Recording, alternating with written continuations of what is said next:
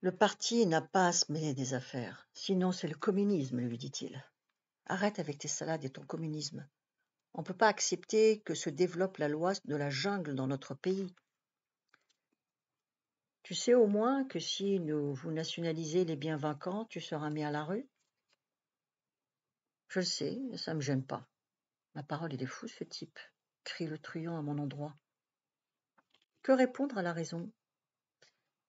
Dieu du ciel, Youssef travaille aussi pour les Russes. Écoute-moi bien, Redouane. Dis à tes copains que s'ils ne laissent pas la liberté d'entreprendre aux gens, notre pays, il est foutu. Je leur dirai rien du tout. Dis-le-leur, je te l'ordonne. N'insiste pas, je ne leur dirai rien. Tu oublies à qui tu t'adresses, hein. Je suis ton frère aîné, et tu dois m'écouter. Dis-moi au moins qui est bien placé pour les élections. Je suis certain de lui faire entendre raison. Il doit certainement manquer de quelque chose, c'est pas possible autrement. Il aime les femmes. Je pourrais lui en sélectionner quelques-unes. C'est quoi son genre? Tu me fatigues avec tes combines. Oublie-moi, je t'en prie. À propos, dis-moi avant que je m'en aille, j'espère que tu ne fais pas tout ça pour des figues au moins. Quel poste peux-tu obtenir? C'est pas vrai? Jamais tu me laisses tranquille? Tu es mon frère, j'ai le droit de savoir ce que tu fais. Je reviendrai demain, je reviendrai tous les jours jusqu'à ce que tu me dises qui est bien placé pour les élections. Et il sort sur ces bonnes paroles. Il faut le supporter ce type, tu peux me croire. Il vient tous les jours me voir pour connaître qui fait quoi, qui a récupéré telle maison, qui on va mettre comme ministre de l'Intérieur, etc. Cela dit, je suis réellement épuisée. Toutes ces réunions. C'est important ce que tu fais, j'espère. On planche à plusieurs sur différents dossiers économiques. C'est pas si simple. Il nous manque un tas de données qu'on a un mal de chien à réunir. Ça va servir à quoi tout ce que vous faites? Il est impératif de définir très rapidement une politique économique pour le pays. Si on ne le fait pas, cela va accroître la pagaille et on aura à redouter le pire.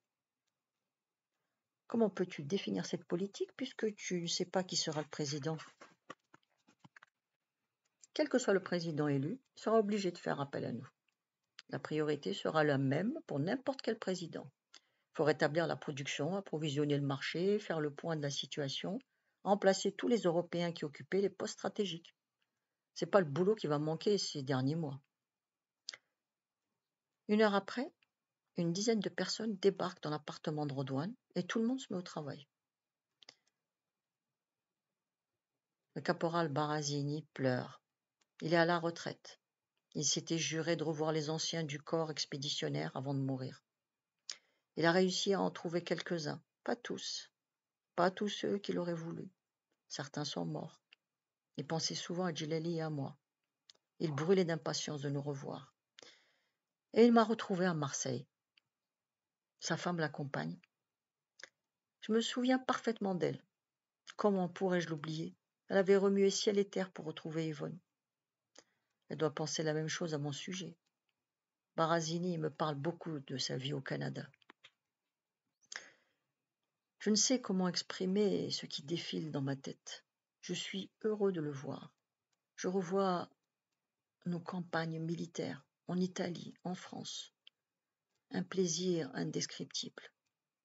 Je revois Joseph, Helmut, Tahar, Rachid le Kabyle, et puis Yvonne. Et je n'ai pas envie d'aller fouiller plus loin dans ma mémoire. Mais comment m'as-tu retrouvé? Ça me paraît tellement incroyable. C'est ma femme qui t'a retrouvé. Du moment que tu lui fournis un nom, elle te retrouve dans n'importe quel douar de la planète. Elle n'avait pas retrouvé Yvonne. Je me demande parfois ce qu'aurait pu être ma vie avec Yvonne aux États-Unis. Dieu a voulu que je ne le sache pas. Tu sais que Djilali est à Marseille? Que me dis-tu là, mon frère? Djilali le Mozabite est à Marseille? Mais dis-moi que je rêve. Brigitte, dis-moi que je rêve. Et Barazini parle en arabe pour me demander ce que devient mon compagnon. Il pleure quand je lui raconte les événements survenus pendant et après la guerre d'Algérie. Je lui parle de tous les pieds noirs qui sont partis. Il ne comprend pas ce qui a bien pu se passer pour que la situation dégénère ainsi. Je me demande comment il aurait réagi s'il était resté au pays. Mais dis-moi, mon frère Youssef. Et il poursuit en arabe. Nous sommes des vieux maintenant. Nous sommes comme les vieux de chez nous qui passaient leur temps à la terrasse du café. Tu t'en souviens, mon frère? Tu t'en souviens? Ils avaient leurs enfants près d'eux, ils avaient la famille près d'eux, ils avaient le bar près d'eux. La tête baissée, les mains sur le visage. Barazini n'attend pas ma réponse, il pleure. Toutes ces années, mon frère Youssef, toutes ces années que j'ai passées sans entendre l'arabe, sans être avec mes amis, sans voir le soleil de chez nous, ça m'a manqué, frère Youssef, ça m'a manqué, comme l'air que je respire. Le froid, Youssef, frère, le froid au Canada, pire qu'en Kabylie, pire que dans le Belvédère. J'ai souffert, frère Youssef, j'ai souffert. Mais pourquoi tu me laisses dire tout ça, toi? Tu veux jouer au petit collégien qui a quitté sa mère pendant une semaine et qui pleure en la retrouvant? C'est ça? Tu veux nous faire passer pour des charlots devant ma femme? C'est ça que tu cherches ou quoi? Parle-moi de ta vie. Qu'est-ce que tu as fait durant tout ce temps où j'étais à moins 40? Je te jure, Youssef, moins 40 il fait là-bas. Comment, mais dis-moi comment je peux vivre à moins 40? Moi-même, je ne sais pas comment j'ai fait pour tenir. Et il parle de nouveau en arabe. J'étais comme les ânes de chez nous. Les ânes, tu n'as pas oublié au moins les ânes. Ce qu'ils font quand ils sont chargés. Ils ne bougent plus. Et plus tu les tapes, plus ils sont paralysés. Et moi aussi, j'ai fait comme eux, j'ai arrêté de bouger. Et quand je me suis mis à bouger, 35 ans après, qui je vois? Youssef, mon frère Youssef, du douar des Ouled Mansour. Mon frère Youssef, le FM. Barazini pleure. J'ai envie de pleurer avec lui. Il adore sa femme. Elle lui a donné tout ce qu'une femme peut donner à un homme. Elle l'a rendu heureux. Il a réussi au Canada tout ce qu'il a entrepris. Pourtant, il pleure. Sa femme se lève et va dans la cuisine. Le couscous se prépare. Quand j'étais à l'autre bout du monde, frère Youssef, tous les jours, j'avais la nostalgie du pays. Tous les jours, je me disais, Dieu Tout-Puissant, je t'en prie, regarde un peu de mon côté. Il y a longtemps, j'ai fait venir ma mère. Au bout d'un mois, elle m'a dit en regardant par la fenêtre, dis-moi, mon fils, pourquoi il n'y a jamais personne dans la rue? Tu habites dans une ville déserte ou quoi? Je lui ai répondu que c'était l'hiver et qu'il faisait trop froid pour sortir. Ensuite, elle m'a demandé, dis-moi, mon fils, c'est quoi cette chose toute blanche qu'il y a tout le temps dehors? J'ai répondu que c'était normal, c'était de la neige. Elle n'avait jamais vu de neige de sa vie. Elle est restée encore un mois pensive et puis elle a perdu définitivement le sourire. Du matin au soir, elle regardait dehors. Elle ne comprenait pas. Ma mère n'a pas tenu 6 mois, Youssef. Elle n'a pas tenu 6 mois. Elle est morte avant. J'ai emmené ma mère au Canada pour la tuer, Youssef. Ma propre mère, pour la tuer. Djilali arrive avec sa femme. Barazini l'étreint si fort qu'il va l'étouffer. Il pleure en remerciant le Créateur d'avoir exaucé ses vœux. C'est la première fois que je vois Djilali avoir les larmes aux yeux. Chez une autre personne, je l'aurais sans doute pas remarqué. Mais chez un homme qui sourit tout le temps, c'est impossible de ne pas remarquer. Barazini est si touché qu'il se met à pleurer, il se remet à pleurer. Pour la première fois de notre existence, Djilali et moi buvons de l'alcool devant nos femmes. Avant la venue de Barazini, nous n'aurions pas pu. Nous n'aurions jamais osé boire de l'alcool devant elle. Pourtant là, nous savourons le champagne apporté par notre caporal-chef. Il nous parle longuement de ses 4 enfants. Il en est très fier, mais il regrette leur manque d'intérêt pour l'Algérie, pour la France, pour son passé, pour Boufarik. Chez lui, au Québec, il essayait de parler l'arabe à la maison. Ses enfants se taisaient, ils le regardaient.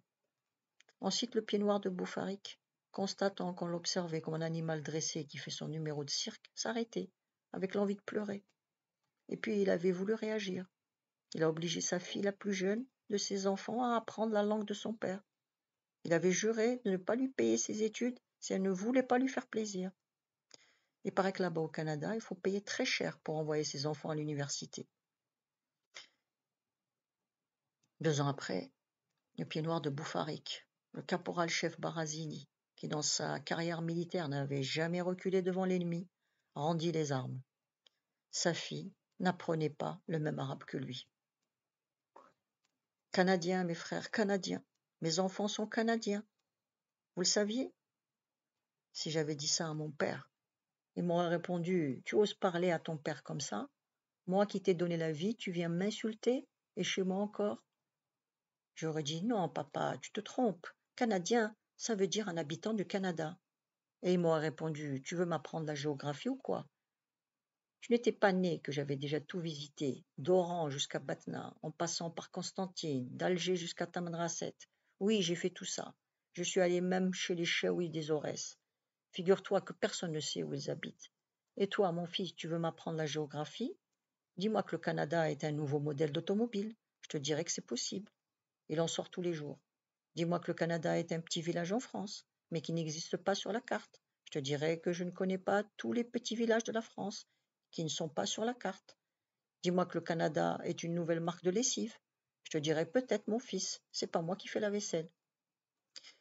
Mais ne me dis pas que le Canada c'est un pays. Si c'était vrai, je l'aurais déjà visité. Et je vous le jure, sur la vie de mon père, mes frères, mes enfants sont canadiens. J'ai pas besoin de faire des efforts pour le comprendre. Le fossé entre mes enfants et moi est souvent infranchissable. Avec le plus jeune, les rapports sont encore plus critiques, tant il est difficile d'échanger plus d'une demi-phrase avec lui. En me confiant une fois à Djilali, je lui avais rapporté la dernière trouvaille de mon fils. Tu ne dois donc pas que tout le monde est déjà parti et que moi, je suis encore en train de chercher la ligne de départ? C'est pas possible. Tu ne vois rien, tu ne comprends rien. Tu es sur une autre planète et tu es satisfait. Djilali avait longuement réfléchi.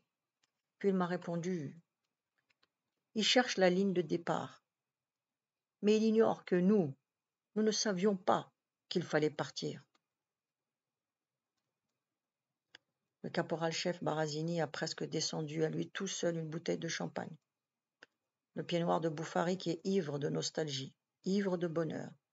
Il a retrouvé sa jeunesse, il a retrouvé ses plantations de mandarines.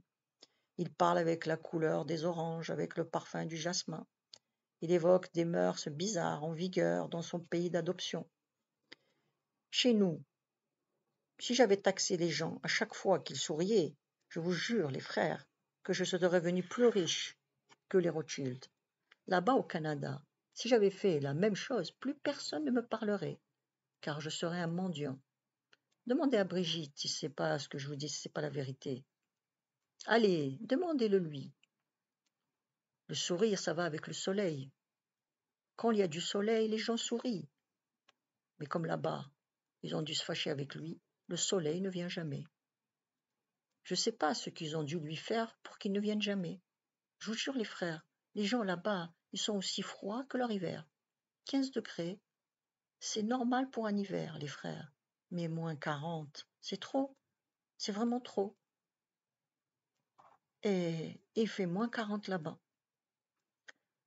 Ne me dites pas que je souffre là-bas.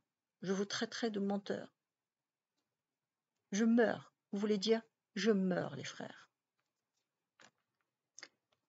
En écoutant parler notre caporal-chef Barazini, je me demande pour la première fois comment on réagit tard dans tout ça.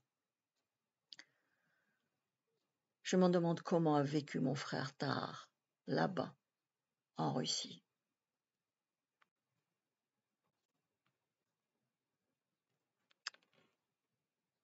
C'est la fin de cet ouvrage. J'espère que vous avez apprécié. N'hésitez pas à commenter. À bientôt.